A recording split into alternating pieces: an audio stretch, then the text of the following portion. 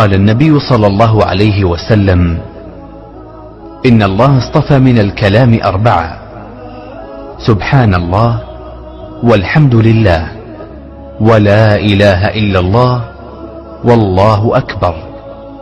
فمن قال سبحان الله كتب له 20 حسنة وحطت عنه 20 سيئة، ومن قال الله أكبر فمثل ذلك، ومن قال الحمد لله رب العالمين من قبل نفسه كتبت له 30 حسنة وحطت عنه 30 سيئة. صحيح الجامع.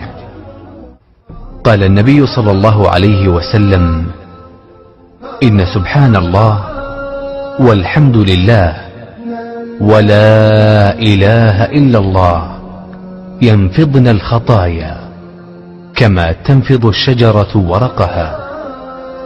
صحيح الأدب المفرد.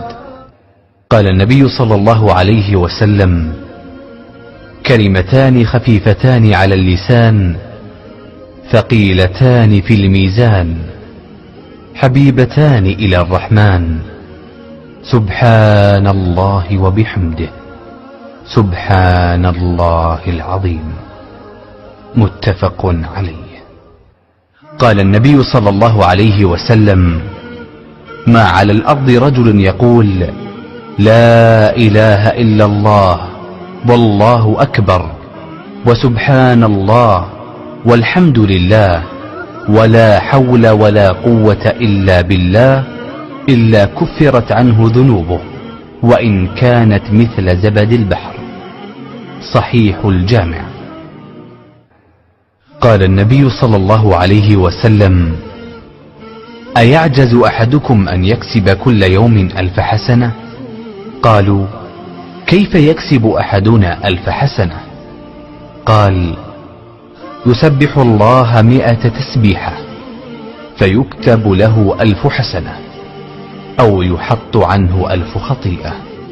رواه مسلم. قال النبي صلى الله عليه وسلم: من قال أستغفر الله الذي لا إله إلا هو الحي القيوم وأتوب إليه غفر له وإن كان قد فر من الزحف. صحيح أبي داود. قال النبي صلى الله عليه وسلم: من قال لا إله إلا الله وحده لا شريك له له الملك وله الحمد وهو على كل شيء قدير 10 كان كمن أعتق 4 أنفس من ولد إسماعيل. رواه مسلم.